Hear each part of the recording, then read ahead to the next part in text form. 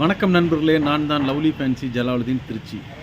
இப்போ ஆண்ட்ராய்டு ஃபோன்லாம் பார்த்தீங்கன்னா, ஒரு சிம் வந்து ஃபிசிக்கல் சிம்மாகவும், இன்னொரு சிம் வந்து பார்த்தீங்கன்னா, சிம் அப்படின்னு சொல்லிட்டு குடுக்குறாங்க. அது நமக்கு சிறப்பானதா? அத வாங்கலாமா அப்படின்னு கேட்டீங்கன்னா, என்கிட்ட கேட்டா நான் வாங்க வேணான்னு தான் சொல்லுவேன்.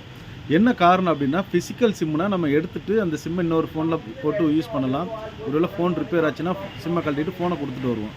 ஆனா, சிம் அப்படிங்கிறது அந்த ஃபோனோட அது பேர் ஆகி இருக்கிறதுனால, நாளைக்கு ஏதாச்சும் சிம் கார்டு அந்த ஃபோன் தொலைஞ்சிட்டாலோ, இல்ல ரிப்பேர் ஆயிடுச்சுன்னு வச்சுக்கங்களேன், சர்வீஸ் சென்டர் போறோம். ஏங்க அந்த ஃபோன் ரிப்பேர் ஆயிடுச்சு அப்படிங்கிறப்ப, அந்த சிம்மும் அது உள்ளேயே தான் இருக்கும். அவங்க சொல்றாரு, இல்லங்க இந்த ஜாமான் கிடைக்கல 1 வாரம் ஆகும், 10 நாள் ஆகும் அப்படின்னாருன்னா, உங்களுக்கு வர வேண்டிய முக்கியமான ஓடிபி அந்த மாரி விஷயங்கள்லாம் ரொம்ப பாதிப்புக்குள்ளாகுங்க. அதே வந்து பிசிக்கல் சிம்மா இருந்துச்சு அப்படின்னா, சிம்ம மட்டும் கழட்டிட்டு ஃபோன நம்ம சர்வீஸ் சென்டர்ல குடுத்துட்டு வந்துடலாம். அந்த சிம்ம வேற ஃபோன்ல போட்டு, அது வர்ற வரைக்கும் நம்ம யூஸ் பண்ணலாம். அதனால சிம் உள்ள ஃபோன் வாங்குறதுக்கு முன்னாடி கொஞ்சம் எச்சரிக்கையா இருங்க. அது எனக்கு தெரிஞ்சு நான் தேவையில்லைன்னு நினைக்கிறேன். உங்களுக்கு அது வசதியா இருந்துச்சுன்னா வாங்கிக்கலாம். நன்றி. லவ்லி ஃபேன்சி ஜலாலுதீன் திருச்சியிலிருந்து.